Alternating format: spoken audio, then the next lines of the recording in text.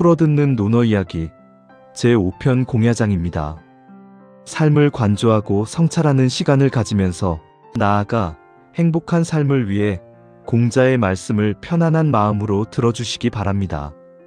총 27장으로 이루어진 공야장편은 공자의 제자들과 주변 인물들에 대한 평가를 담고 있습니다. 공야장은 공자의 제자이자 사위입니다. 1장에서는 공야장에 대한 공자의 평가가 나옵니다. 공자는 공야장에 대해 사위로 삼을 만하다. 비록 감옥에 갇혔던 적은 있으나 그가 죄가 있어 그런 것이 아니다라고 말하며 자신의 딸을 그에게 시집 보냅니다. 이 구절은 겉으로 드러나는 상황이나 사회적 평판에 얽매이지 않고 한 사람의 본질적인 인품과 진실을 꿰뚫어보는 공자의 해안을 보여줍니다. 우리는 때때로 남의 시선이나 소문에 휩쓸려 사람을 제대로 보지 못할 때가 있습니다. 하지만 공자는 겉모습 너머의 진실을 보려 했습니다. 당신은 주변 사람들을 어떤 기준으로 평가하고 있나요? 혹시 눈에 보이는 것들 때문에 누군가의 진실한 모습을 놓치고 있지는 않은가요? 이 장은 우리에게 사람을 판단하는 진정한 기준이 무엇인지 질문을 던집니다. 이 장은 남용에 대한 이야기입니다. 공자는 남용을 두고 나라가 잘 다스려질 때도 화를 면하고 나라가 어지러울 때도 화를 면할 인물이다라고 평가하며 자신의 형의 딸을 그와 아내의 연을 맺게 합니다. 남용은 시경에 나오는 흰옥에 티끌 묻힐지라도 다시 갈아서 빛내면 그뿐이라는 구절을 반복해서 외웠다고 합니다. 이 구절은 남용이 겸손하고 자신을 잘 지키는 인물이었음을 시사합니다. 어떤 상황에서도 흔들리지 않는 내면의 강인함과 현명함을 가진 사람, 그런 사람이 진정으로 위기 속에서도 빛을 발하는 법입니다. 당신은 어떤 상황 속에서도 자신을 지킬 수 있는 견고한 내면을 가지고 있나요? 세상의 풍파 속에서도 당신을 굳건하게 지켜줄 것은 무엇이라고 생각하십니까? 3장은 자천에 대한 공자의 칭찬이 나옵니다. 공자는 자천을 군자답다라고 말하며 노나라에 그와 같은 인물이 없다면 그가 어디에서 그런 덕을 얻었겠는가라고 반문합니다. 이 말은 단순히 자천 개인의 훌륭함을 칭찬하는 것을 넘어 노나라에 그만큼 훌륭한 군자들이 많았기 때문에 자천 또한 자연스럽게 그 영향을 받아 군자다운 덕을 지닐 수 있었다는 의미를 내포합니다. 이는 자천의 덕이 하루아침에 이루어진 것이 아니라 주변의 좋은 환경과 훌륭한 스승들의 가르침 덕분임을 강조하는 동시에 노나라 사회 전반에 군자의 도가 퍼져 있음을 간접적으로 드러내는 말입니다. 4장은 자공이 자신의 사람됨에 대해 묻는 내용입니다. 자공은 공자에게 저는 어떻습니까? 라고 질문했습니다. 공자는 자공을 너는 그릇이다라고 평가했습니다. 자공이 어떤 그릇이냐고 묻자 공자는 호련이다라고 말을 이어갑니다.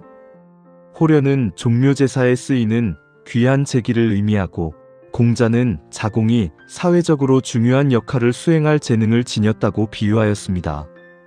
재정일치 사회에서 제기에 비유하는 것은 정치적 역량 또한 높이 평가한다는 의미로 해석될 수 있습니다. 공자는 자공의 재능과 역량을 인정하면서도 그릇의 쓰임새가 정해져 있듯이 자공의 역할과 한계를 규정했다고 볼 수 있습니다. 자공이 지닌 재능이 특정한 분야에 유용하게 쓰일 수 있음을 강조한 것입니다. 5장은 여몽에 대한 공자의 생각입니다. 여몽이 인하지만 말재주가 없다는 평가에 대해 공자는 말재주가 뛰어난 것이 반드시 좋은 것만은 아니다. 뛰어난 말재주로 남을 설득하려 들면 오히려 미움만 살 수 있다고 말합니다. 중요한 것은 내면의 덕이지 겉으로 드러나는 유창한 말솜씨가 아니라는 것입니다. 우리는 종종 말 잘하는 사람을 똑똑하다고 생각하곤 합니다. 하지만 진정한 지혜는 화려한 언변 뒤에 숨겨진 진심과 덕에 있습니다. 당신은 말보다는 행동으로 화려한 꾸밈보다는 진실된 마음으로 소통하고 있습니까? 2장은 외형보다는 내실을 중시하는 공자의 철학을 보여줍니다. 6장은 칠조계에 대한 이야기입니다. 공자가 칠조계에게 벼슬길에 나갈 것을 권하자 그는 아직 저는 그것을 감당할 만큼 스스로를 믿지 못합니다 라고 대답합니다. 이에 공자는 크게 기뻐합니다. 자신의 능력을 과신하지 않고 아직 때가 아님을 겸손하게 아는 것, 이것이야말로 진정한 지혜입니다. 무턱대고 높은 자리를 탐하기보다 스스로를 성찰하고 때를 기다릴 줄 아는 자세가 필요합니다. 당신은 자신의 능력과 처지를 솔직하게 인정하고 있습니까? 때로는 아직 아니다라고 말할 줄 아는 용기가 더 큰 성장을 위한 발판이 될 수 있습니다. 7장에서는 자로에 대한 공자의 특별한 마음이 드러납니다. 공자는 도가 세상에 행해지지 않으니 뗏목을 타고 바다에 가서 살고 싶다. 나를 따를 자는 아마 자로일 것이다 라고 말합니다. 이 말을 들은 자로는 기뻐합니다. 공자는 자로의 용맹함과 충성심을 높이 평가했습니다. 자로는 비록 성급하고 거친 면이 있었지만 스승을 따르는 마음만은 누구보다 진실했습니다. 당신에게는 어떤 상황에서도 함께할 수 있는 진실한 동료나 친구가 있습니까? 삶의 중요한 순간에 당신의 옆을 지켜줄 이는 누구인가요? 2장은 스승과 제자 사이의 깊은 신뢰와 유대감을 느끼게 합니다. 8장에서는 맹무백이 공자에게 제자들의 인함을 묻는 장면이 나옵니다.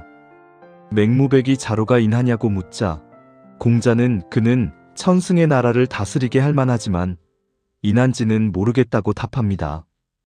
또한 염유, 공서화에 대해서도 비슷한 평가를 합니다. 이 구절은 인이라는 것이 단순히 능력이나 공적만으로 평가할 수 없는 훨씬 깊고 본질적인 덕목임을 보여줍니다.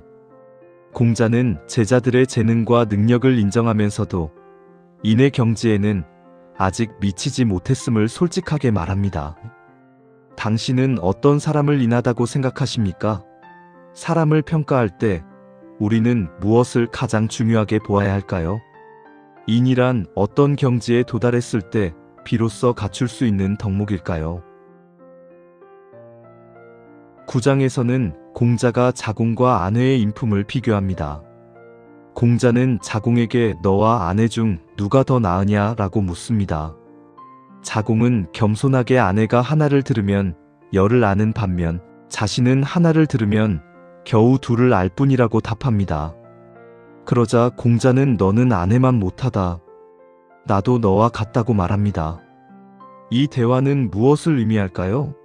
아내는 내면의 덕을 깊이 탐구하며 본질을 꿰뚫는 능력이 탁월했습니다. 반면 자공은 사회생활에 능하고 현실적인 감각이 뛰어났지만 본질적 깨달음에서는 아내에 미치지 못했던 것이죠. 공자는 자공의 솔직한 고백을 인정하면서도 아내가 지닌 내면적 성숙함의 가치를 강조합니다. 우리는 때때로 눈에 보이는 성과나 능력을 중요하게 여기지만 공자는 진정한 지혜가 내면의 수양에서 온다는 것을 알려줍니다. 우리는 과연 어떤 부분을 더 중요하게 생각하며 살아가고 있을까요? 10장은 제여가 낮잠을 자는 것에 대한 공자의 꾸짖음입니다. 제여가 낮잠을 자자 공자는 썩은 나무는 조각할 수 없고 썩은 흙으로 쌓은 담은 흙 손질할 수 없다며 한탄합니다. 이는 배움에 대한 게으름을 질책하는 말입니다. 노력하지 않는 자에게는 아무리 좋은 가르침도 소용이 없다는 뜻입니다. 배우는 사람의 자세는 항상 깨어있고 성실해야 합니다. 당신은 배움을 대하는 태도가 어떠합니까? 혹시 게으름 때문에 소중한 기회를 놓치고 있지는 않은가요? 2장은 배움의 길에서 성실함과 꾸준함의 중요성을 강조합니다. 다음으로 11장입니다. 공자는 나는 아직 강직한 사람을 보지 못했다고 말합니다.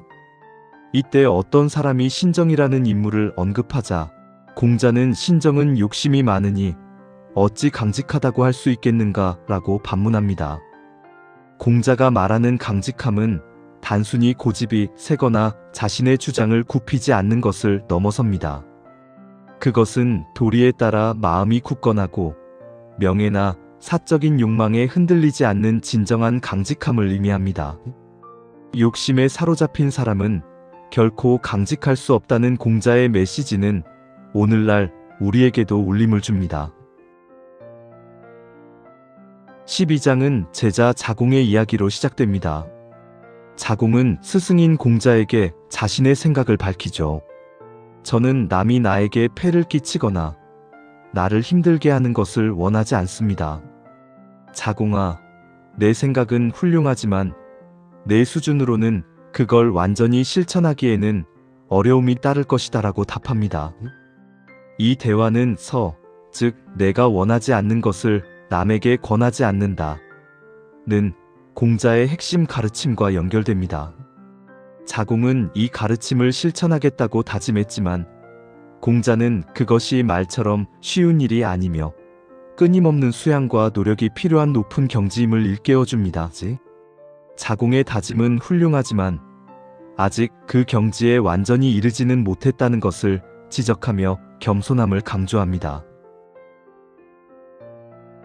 이어지는 13장은 공자의 가르침에 대한 자공의 이해를 보여줍니다. 자공은 이렇게 말합니다. 선생님의 문장은 제자들이 들어서 알 수 있지만 선생님께서 말씀하시는 성과 천도는 제자들이 들어서 알 수 없습니다.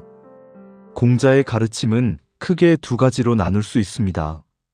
하나는 예학, 정치, 윤리 등 실천적인 학문으로 제자들이 배우고 실천할 수 있는 부분입니다. 다른 하나는 인간 본성과 하늘의 이치, 즉 천명과 같은 근원적인 진리에 대한 것으로 이는 말로 설명하기 어렵고 깊은 성찰을 통해서만 깨달을 수 있는 영역이라는 뜻입니다. 자공은 공자의 가르침이 지닌 깊이를 정확히 파악하고 있었던 것이죠. 우리는 일상에서 지식과 지혜를 구분하며 살아가고 있을까요? 14장은 자로와 공자의 대화입니다. 자로는 새로운 것을 들으면 바로 행하고 싶어서 또 다른 것을 듣기 전에 빨리 실행하고 싶습니다 라고 말합니다. 이 구절은 자로의 성급하고 행동이 앞서는 성격을 잘 보여줍니다. 반면 공자는 조급함보다는 신중함을 강조합니다. 물론 행동하는 용기도 중요하지만 충분히 생각하고 준비하는 지혜도 필요합니다. 당신은 어떤 유형의 사람인가요? 행동이 먼저 앞서나요? 아니면 너무 신중해서 행동이 늦어지나요? 이 장은 행동과 숙고 사이의 균형을 고민하게 합니다. 15장은 공문자에 대한 공자의 평가입니다. 자공이 공문자는 어째서 문이라는 시호를 받았습니까? 라고 묻자 공자는 그는 민첩하고 배우기를 좋아하며 아랫사람에게 묻는 것을 부끄러워하지 않았다고 답합니다. 공문자는 학식이나 지위가 낮은 사람에게도 거리낌 없이 묻고 배웠다는 점에서 진정한 배움의 자세를 보여줍니다. 배움은 신분이나 나이를 가리지 않습니다. 겸손한 자세로 끊임없이 배우려는 의지가 중요합니다. 당신은 모르는 것을 모른다고 말하고 배우려는 자세를 가지고 있나요? 주변의 누구에게든 기꺼이 배우려 하는 열린 마음이 당신에게는 있나요? 이 장은 진정한 배움의 태도가 무엇인지 일깨워줍니다. 16장에서는 공자가 자산이라는 인물을 평가합니다. 공자는 자산에 대해 군자의 도 4가지를 지녔으니 그의 행실은 공손하고 윗사람을 섬김에 공경하며 백성을 기르는데 은혜롭고 백성을 부리는데 의롭다라고 말합니다. 자산은 춘추시대 정나라의 재상으로 공자는 그의 정치적 능력뿐만 아니라 인품까지 높이 평가했습니다. 공손함, 공경심, 은혜로움, 의로움은 단순히 개인의 덕목을 넘어 사회를 다스리는 지도자가 갖춰야 할 중요한 자질입니다. 공자는 이 4가지 덕목을 통해 이상적인 지도자의 모습을 제시하며 진정한 리더십이 어디에서 오는지 알려줍니다. 우리가 바라는 리더의 모습은 어떤 것인가요? 그리고 우리는 스스로 그런 자질을 갖추기 위해 노력하고 있나요?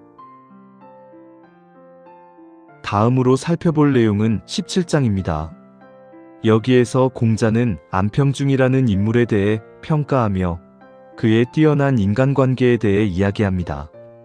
공자는 말합니다. 안평중은 사람을 사귀는 데 능숙했고 오래 사귈수록 사람들은 그를 더욱 존경했다. 우리는 인간관계를 맺음에 있어 어떠한가요? 시간이 흐를수록 상대방의 소중함을 잊고 초심을 잃은 채 함부로 대하지는 않나요? 안평중의 변함없는 모습은 시간이 흘러도 변치 않는 인간관계의 중요성을 우리에게 일깨워줍니다. 이어지는 18장에서는 다소 흥미로운 이야기가 펼쳐집니다. 공자는 장문중이라는 사람이 큰 거북을 집에 들여와 기둥에 그림을 그려 화려하게 장식했다는 이야기를 전합니다. 이어서 공자는 이를 두고 장문중이 과연 지혜롭다고 할 수 있을까라며 다소 비판적인 평가를 내립니다. 겉으로는 화려하게 치장했지만 진정으로 중요하고 본질적인 가치를 놓친 것은 아닌지 우리 스스로에게 질문을 던지게 합니다. 겉모습에만 치중하는 오늘날 우리 사회에 시사하는 바가 큽니다. 19장은 자장이 영윤자문에 대해 흥미로운 질문을 던집니다. 자문이라는 사람은 벼슬에 3번이나 올랐음에도 불구하고 기쁜 기색을 전혀 드러내지 않았고 반대로 3번이나 물러났음에도 불구하고 조금의 화내는 모습조차 보이지 않았다고 합니다. 뿐만 아니라 이전 영윤의 정사를 반드시 새로운 영윤에게 소상히 알려줬다고 하는데 공자는 이러한 자문의 행동에 대해 충실하다고 평가하면서도 동시에 지혜로운지는 잘 모르겠다고 다소 이해하다는 듯 덧붙입니다. 공적인 직무를 수행할 때는 사적인 감정이나 욕심을 버리고 오직 나라와 백성을 위해 충실히 임해야 한다는 신념을 강조하며 그러한 행동은 훌륭하지만 인의 경지는 그보다 훨씬 심오한 것임을 말하고 있습니다. 20장에서는 계문자의 신중함에 대한 공자의 평가가 나옵니다. 계문자가 모든 일을 3번 생각한 후에 실행한다는 말을 듣고 공자는 2번이면 된다고 말합니다. 신중함은 물론 중요하지만 지나치게 신중하여 결정을 미루는 것은 오히려 행동을 방해할 수 있습니다. 공자는 적절한 신중함과 함께 과감한 결단력 또한 필요함을 강조합니다. 고민만 하다 시간을 보내기보다는 충분히 숙고한 후에는 과감하게 실행에 옮길 줄 아는 용기가 필요하다는 메시지입니다. 당신은 행동하기 전에 얼마나 많은 시간을 고민에 할애하고 있나요? 21장은 공자의 영무자의 지혜와 어리석음에 대한 평가에 대한 내용입니다. 공자는 말합니다. 나라의 도가 행해질 때에는 지혜롭고 나라의 도가 행해지지 않을 때에는 어리석었다. 그의 지혜는 미칠 수 있지만 그의 어리석음은 미칠 수 없다. 영무자는 위나라의 대부로 나라가 태평할 때는 지혜로웠지만 혼란스러울 때는 어리석은 듯 처신했습니다. 공자는 그의 지혜는 따라할 수 있어도 어리석음은 흉내내기 어렵다고 말합니다. 때로는 지혜로움보다 어리숙함이 더 큰 지혜일 수 있음을 보여주는 일화입니다. 22장에서는 돌아가자. 내 고향의 젊은이들은 뜻은 크지만 섬세함이 부족하고 훌륭한 재능은 있으나 그것을 다듬을 방법을 모른다라고 합니다. 젊은 제자들이나 고향의 젊은이들이 지닌 패기와 재능을 인정하면서도 그들의 성급함과 절제 부족을 안타까워하는 공자의 마음이 담겨 있습니다. 젊은이들의 열정은 소중하지만 그것을 올바른 방향으로 이끌고 섬세하게 다듬는 과정이 중요함을 강조합니다. 우리는 열정만으로 앞서 나가고 있지는 않은지 혹은 열정을 섬세하게 다듬을 줄 아는 지혜를 가지고 있는지 생각해 볼 필요가 있습니다. 23장은 배기와 숙제에 관한 공자의 평가입니다. 공자는 말합니다. 배기와 숙제는 옛 원한을 마음에 두지 않았기 때문에 원망하는 일이 적었다. 고죽국의 왕자였던 그들은 왕위를 서로에게 양보하고 주나라 무왕이 은나라를 치는 것을 반대하며 수양산에 들어가 고사리를 먹다 굶어 죽습니다.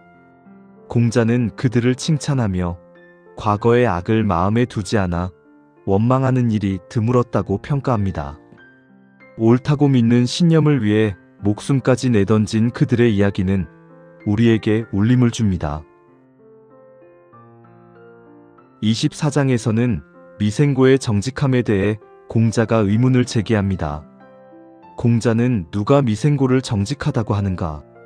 어떤 사람이 그에게 식초를 빌리자 그는 이웃에게 빌려다가 주었다라고 말합니다. 미생고는 당시 정직하고 곧다는 평가를 받고 있었는데 그의 행동은 겉으로는 남을 돕는 친절한 모습처럼 보일 수 있습니다. 하지만 공자는 그것이 자신의 것을 내어주는 진정한 정직함이 아니라고 지적합니다. 자신의 것이 아닌 남의 것을 빌려주는 것은 편의를 제공하는 것이지 진정한 의미의 정직한 행위라고 볼 수 없다는 것이죠. 공자는 미생고의 행동을 통해 겉으로 보이는 평판이나 과장된 예의보다는 사실에 입각한 진실되고 솔직한 태도가 진정한 고듬, 즉 정직이라는 것을 가르치고 있습니다. 25장은 거칠애와 위선을 경계하는 공자의 가르침을 담고 있습니다. 공자는 교묘한 말과 보기 좋게 꾸민 얼굴빛과 지나치게 공손한 태도를 좌구명이 부끄럽게 여겼으니 나 또한 부끄럽게 여긴다. 원한을 숨기고 그 사람과 친하게 지내는 것을 좌구명이 부끄럽게 여겼으니 나 또한 부끄럽게 여긴다라고 말합니다. 공자는 겉으로만 꾸미는 말이나 표정, 지나친 형식적인 태도를 경계합니다. 또한 마음속으로는 원한을 품고 있으면서 겉으로는 친한 척하는 위선적인 행동 또한 강하게 비판하죠. 이는 진실된 마음과 정직한 태도를 중요하게 여기는 공자의 가르침을 명확히 보여줍니다. 우리는 얼마나 진실된 모습으로 타인을 대하고 있을까요? 26장에서는 제자들과 공자의 이상이 비교됩니다. 안연과 계로가 공자를 모시고 있을 때 공자는 각자 자신의 뜻을 말해보라고 합니다. 자로는 수레와 말을 친구들과 함께 쓰다가 낡아도 후회가 없기를 바랍니다 라고 말하고, 안연은 잘하는 것을 자랑하지 않고 수고로움을 내세우지 않기를 바랍니다 라고 합니다. 자로가 공자에게 뜻을 묻자 공자는 노인들을 편안하게 해드리고 친구들에게 신뢰를 얻으며 젊은이들을 따뜻하게 보살피고 싶다라고 말합니다. 이 대화는 각자의 가치관과 이상을 엿볼 수 있는 흥미로운 장면입니다. 자로는 호탕하고 의리 있는 성품을, 안연은 겸손하고 내면을 중시하는 성품을 보여줍니다. 그리고 공자는 사회 구성원 전체를 아우르는 포용적이고 이타적인 이상을 제시합니다. 노인을 공경하고 친구들과의 신뢰를 중시하며 젊은 세대를 보살피는 공자의 모습은 이상적인 인간관계와 사회의 모습을 보여줍니다. 우리는 어떤 이상을 품고 살아가고 있나요? 그리고 그것이 공동체에 어떤 영향을 미칠 수 있을지 생각해 봅니다. 마지막 27장입니다. 공자는 10집 정도 되는 작은 마을에도 반드시 나만큼 충실하고 성실한 사람은 있겠지만 나만큼 배우기를 좋아하는 사람은 없을 것이다 라고 말합니다. 이 말은 겸손하면서도 공자의 학문에 대한 뜨거운 열정을 잘 보여줍니다. 세상에는 성실하고 충직한 사람이 많지만 평생 동안 배움을 멈추지 않고 진리를 탐구하는 사람은 드물다는 것을 강조하는 것이죠. 공자는 스스로를 지극히 겸손하게 낮추면서도 배움에 대한 자신의 열정만큼은 누구에게도 뒤지지 않는다는 자부심을 드러냅니다. 이는 평생 학습의 중요성과 진리에 대한 끊임없는 탐구를 우리에게 일깨워줍니다. 우리는 살면서 어떤 것을 배우고 어떤 지식을 탐구하며 살아가고 있나요? 지금까지 논어 공야장편 1장부터 27장까지의 내용을 풀어서 함께 살펴보았습니다. 공자는 제자들의 개성을 존중하고 각자의 장단점을 명확히 꿰뚫어 보면서도 인이라는 큰 가르침을 끊임없이 전달했습니다. 말보다는 행동으로, 겉모습보다는 내면의 덕을 중시하며 겸손하게 배우고 끊임없이 성찰하는 삶이야말로 진정으로 의미 있는 삶임을 강조합니다. 이 편을 통해 우리는 사람을 이해하는 지혜, 자신을 성찰하는 용기, 그리고 삶의 바른 방향을 찾는 길을 발견할 수 있었습니다. 지금까지 논어 공야장편이었습니다. 더 좋은 이야기로 다시 찾아뵙겠습니다.